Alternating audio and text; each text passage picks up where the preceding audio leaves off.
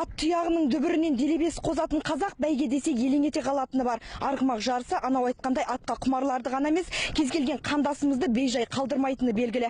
Әсіресе бәйгеге тұлпарын баптап қосқан сәтте жайбырақат отыра алмасы анық.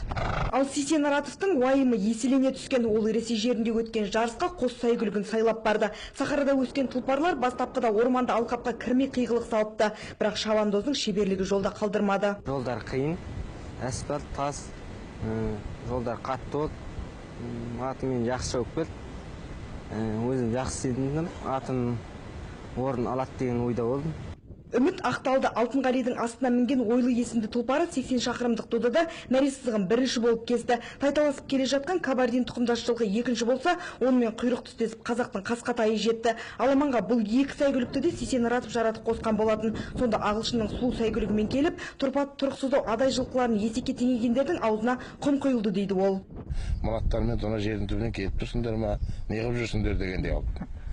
Сондай әңгімелер болған, бірақ енді ол аттың өзі 30 километрді айтып көрсетті ғой. Түгел капельде тұрып қалды ғой жаңа ағылшын аттар. Системамен капельде тұрды. Дистанциондық классикалық жарыстың бәйгеден айырмашылығы көп. Мұнда аттар анағұрлым ұзаққа шабады, өзен, көл, орман мен шөлді кесіп өтеді. Бұл тұлпардың төзімділігі сыналатын сайыс. Ағылшын, араб, басқа жылқының тұқымдары да қосылып жатыр ғой.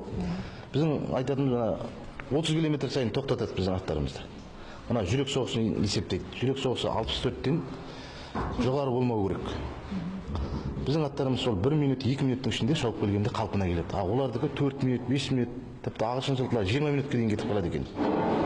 Біз содан да күтіп тұрмыз. Сонымен Ресейдің 15 жылдан бері өз елінен шығармай отырған достастық кубогын қазаққа адай жылқылар алып берді. Олар Маңғыстауда да марапатсыз қалған жоқ. Облыс әкімі ойлының қожайынына темір тұлпар мінгізсе, өзге жүйріктердің халықаралық жарыстарға қатысуына кедергі болмайтын төлқұжатын тапсырды. Енді бұл арғымақтар төрткүл дүниені төзімділігімен таңғалдырмақ. Сануға Шотанова, Виктор Турнаев, Астана арнасы, Маңғыстаудан.